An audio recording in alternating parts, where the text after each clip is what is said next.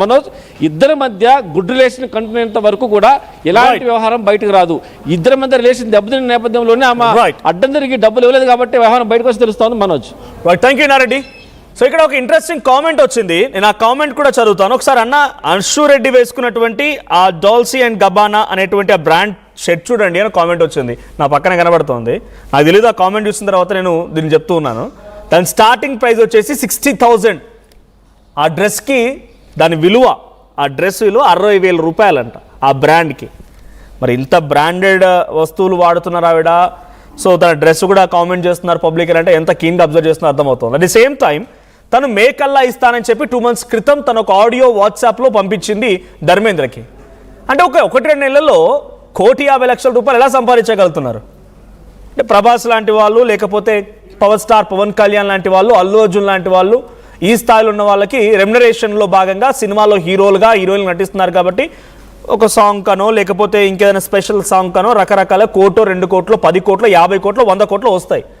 So నాకు తెలిసి తను పెద్దగా సినిమాలు ఎక్కడ నటించలేదు, అంతగా పెద్దగా సీరియల్ కూడా ఏం లేవు. 1-2 షోస్లో ఉన్నారు, పాపులర్ షోస్లోనే తను యాక్ట్ చేస్తున్నారు. బిగ్ బాస్తో తనకు ఫేమ్ వచ్చింది. గతంలో I do remember junior Samantha అనేతో తను బయటికి వచ్చారు, ఫేమ్ లాగా జూనియర్ సమంత అనే పేరుతో బయటకు వచ్చారు. ఆ తర్వాత అశ్వు రెడ్డి, ఆ తర్వాత బిగ్ బాస్లో వెళ్ళడం, ఆ తర్వాత బయటకు వచ్చిన కొన్ని షోలు అటెండ్ అవ్వడం. సో ఇవన్నీ తరచుగా వస్తున్నటువంటి మాట. ఇన్స్టాగ్రామ్ ప్రమోషన్ ఇవన్నీ బాగానే ఉన్నాయి. కానీ 1 2 కోట్లు 10 కోట్లు ఎలా సంపాదించగలుగుతారు? తన ఇన్వెస్ట్మెంటే తనకు ఇచ్చినటువంటి ఖర్చే 9 కోట్లు అంట. ఆ ఫైనాన్షియల్ ట్రాన్సాక్షన్ చూస్తే మీరు ఆశ్చర్యపోతారు. దాంట్లో ధర్మేంద్ర రిలీజ్ చేసిన ట్రాన్సాక్షన్లో తన షాపింగ్ ఖర్చు 3 కోట్లు. ఊరు నాయనో, 3 కోట్ల రూపాయల షాపింగా 2018 నుంచి 26. సో ఈ గ్యాప్ లేని వాళ్ళకి పరిచయం అయింది అనుకుంటే ఈ 8 yearsలో 3 కోట్లు పెట్టి షాపింగ్ చేసిందా? 3 కోట్లు పెట్టి షాపింగ్ ఏం తీసుకుంది, ఏం షాపింగ్ చేసింది? ఫదనంగా ఇంకా rental and house charges, travelling, car charges. ఎప్పుడో ఒకప్పుడు తన కార్ కూడా డ్యామేజ్ అయ్యేదట, ఔటర్ రింగ్ రోడ్ పైన కార్ డ్యామేజ్ అయ్యేది, దానికోసం అని ఒక 3 లక్షలు. ఇలా వరుసగా నేను కొడుతూనే ఉన్నాను. ధర్మేంద్ర ఒక ట్రాన్సాక్షన్ లిస్ట్ రిలీజ్ చేశాడు. ఇప్పుడు వేధింపులు కేసు పెడతానంటోంది. సో అన్ని రకాలుగా తన దగ్గర నుంచి 9,30,00,000 రూపాయలు తీసుకున్న తర్వాత ఇప్పుడు వేధింపుల కేసు అంటూ తను మాట్లాడుతోంది. సో మీరేమనుకుంటున్నారు, ఒక్కసారి మీరేమనుకుంటున్నారో కామెంట్ చేయండి. సో ట్రాన్సాక్షన్ లిస్ట్ చూడండి, ఇఫ్ పాసిబుల్ నాకు కూడా ఒక ప్రింట్ ఇచ్చండి అది.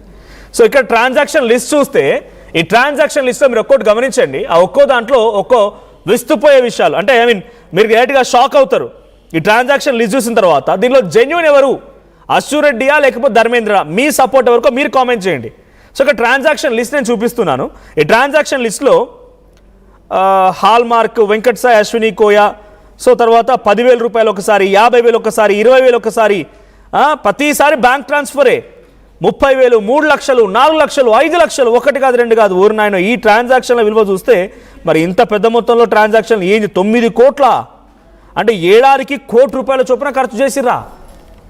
ఏడాదికి 1 కోటి రూపాయల చొప్పున ఖర్చు అని అనుకుంటే, సో ఒక సామాన్యుడిగా నేను ఆలోచిస్తున్నాను, జర్నలిస్ట్గా, ఒక సామాన్య వ్యక్తిగా, ఒక గ్రామాన్ని దత్తత తీసుకొని ప్రతి 7 కోట్ల రూపాయలు చెప్పంటే 9-10 గ్రామాలు పూర్తిగా ధర్మేంద్రకు మంచి పేరు వచ్చేదేమో. నిజంగానే ఇక్కడ నేను కొంత మాట్లాడుతున్నాను. ధర్మేంద్ర ఇదే డబ్బులు కనుక ఆయన ఉన్నటువంటి కాకినాడనో విజయవాడనో ఎక్కడున్నాడో పాపం ఏపీకి సంబంధించి ఆ చుట్టుపక్కల గ్రామాలని, ఓ 10 గ్రామాలని దత్తత తీసుకున్నా, ఆ 10 గ్రామాలకి ఏడాదికి 1 కోటి రూపాయలు చొప్పున ఇచ్చిన ఆ గ్రామాలు ఒక విలేజ్ కాదు, ఒక అర్బన్ సిటీ కంటే చాలా మార్వలెస్గా అద్భుతంగా బయటికి డెవలప్ అయ్యేదేమో. రోడ్లు, డ్రైనేజీలు, స్కూళ్ళు, అక్కడ ఉన్న స్ట్రీట్ లైట్, ఆహా ఇన్ని కేసులు ఉండకపోతుండే, ఇదంతా ఉండకపోతుండే. సో ఆయన ఎక్కడి నుంచి వచ్చింది డబ్బు తెలియదు. ఈవిడకే 9.5 కోట్లు ఖర్చు పెట్టాడంటే మరి ఆయన ఏ స్థాయిలో సంపాదించిండు, ఆయనకి డబ్బని తేడికలు వచ్చింది, ఏ ఉద్యోగం చేసిండు, ఏ వ్యాపారం చేసాడో తెలియదు. ఇదంతా ఒక దందానా, ఇద్దరు కలిసి చేసే నిర్వాహకమా, అది కూడా తెలియదు. It's going on. తనకు హైకోర్టు కూడా ఇందాక ప్రతినిధి ఇన్నారెడ్డి చెప్తున్నట్టుగా పిలివేశారంట. తన గురించి ఎవరు మాట్లాడకూడదని, ఇక్కడ రాకూడదని, ఎవరు స్పందించకూడదని ఇన్నారెడ్డి చెప్తున్నట్టుగా అది ఇద్దరి మధ్య సమస్యగా ఉన్నప్పుడు ఇద్దరి మధ్య సమస్యగానే ఉంది. బట్ బయటకు వచ్చిన తర్వాత డెఫినెట్గా ఎవరు పబ్లిక్లో ఉన్నారు మీరు, సోషల్ రెస్పాన్స్ పబ్లిక్ అంటే మన సొసైటీలోకి వచ్చిన తర్వాత అఫ్కోర్స్ పబ్లిక్ మంచి చెప్పేవాళ్ళు ఉంటారు, నెగిటివ్ చెప్పేవాళ్ళు ఉంటారు, తిట్టేవాళ్ళు ఉంటారు, పొగిడే వాళ్ళు ఉంటారు. వాళ్ళ ప్రేమను పొంది మీరు బిగ్ బాస్కి వెళ్ళిన వాళ్ళు వాళ్ళ యొక్క ఆగ్రహాన్ని చూడొద్దా? పబ్లిక్ యొక్క ఆగ్రహావేశాలు చూడొద్దా? పబ్లిక్ ఇచ్చినటువంటి ప్రేమ, response, support, follows, likes, shares, కామెంట్స్తోని బిగ్ బాస్ వరకు వెళ్ళిన మీరు అదే పబ్లిక్ నుంచి వచ్చేటువంటి కామెంట్స్ని, నెగిటివిటీని, పాజిటివిటీని మీకు సపోర్ట్ ఇచ్చేవాళ్ళు ఉన్నారు, దీంట్లో మీకు నెగిటివ్గా చేసేవారు ఉన్నారు. సో అసలు ధర్మేంద్రకి ఫస్ట్ అండ్ ఫార్మోస్ట్గా ధర్మేంద్రకి ఇన్ని కోట్ల రూపాయలు ఎడకలు వచ్చినాయి, ఎట్లా సంపాదించిండు, ఆయన ఉద్యోగం ఏంటి, ఆయన వ్యాపారం ఏంటి, ఫస్ట్ ఇన్వెస్టిగేట్ చేయాల్సింది. తర్వాత అశ్వరెడ్డికి ఇన్ని కోట్ల రూపాయలు డబ్బులు ఇచ్చాడంటే అశ్వరెడ్డి ఈ డబ్బులతో ఏం చేసింది, ఏడాదికి ₹1 చొప్పున ఖర్చు పెట్టిందంటే ఏం ఖర్చు పెట్టింది, ₹1 చొప్పున ఎంత ఖర్చు చేసినా నాకు తెలిసి, నాకంటే చిరంజీవి లాంటి వాళ్ళు, పవన్ కళ్యాణ్ లాంటి వాళ్ళు కూడా ఏడాదికి ₹1 వాళ్ళ వ్యక్తిగతంగా ఖర్చు పెట్టుకోరేమో.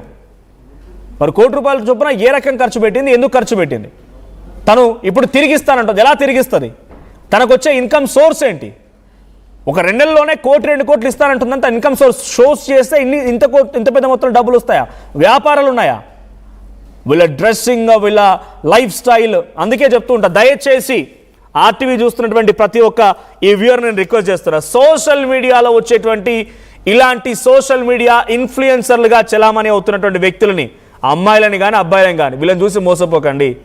వాళ్ళు బ్రాండెడ్ బట్టలు వేసుకున్నారు కదా, మీరు అనుకుంటారు బహుశా అశ్వరెడ్డి మీరు అభిమానించిన రోజు మీరు చెప్పండి, మీ గుండెల మీద చేసుకొని అశ్వరెడ్డి ఇంత బ్రాండ్ బట్టలు వేసుకుంటుందంటే నేను కూడా కొనుక్కోవాలని చాలామంది ఉత్సాహంతో ఉండేవారు ఉంటారు.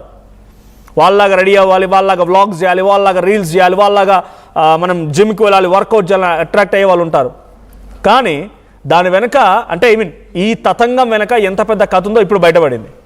సో అట్లాంటి వాళ్ళని చూసి ఇన్స్పిరేషన్గా తీసుకోవడానికంటే కూడా ప్లీజ్ బీ ఇన్ రియల్ లైఫ్లో ఉండండి, రియల్ లైఫ్లో కాదు, రియల్ లైఫ్లో ఉండండి, రియల్ లైఫ్ను మానేయండి. ఎటువంటి వాటిని చూసి ఇన్స్పిరేషన్ దయచేసి తీసుకోకండి.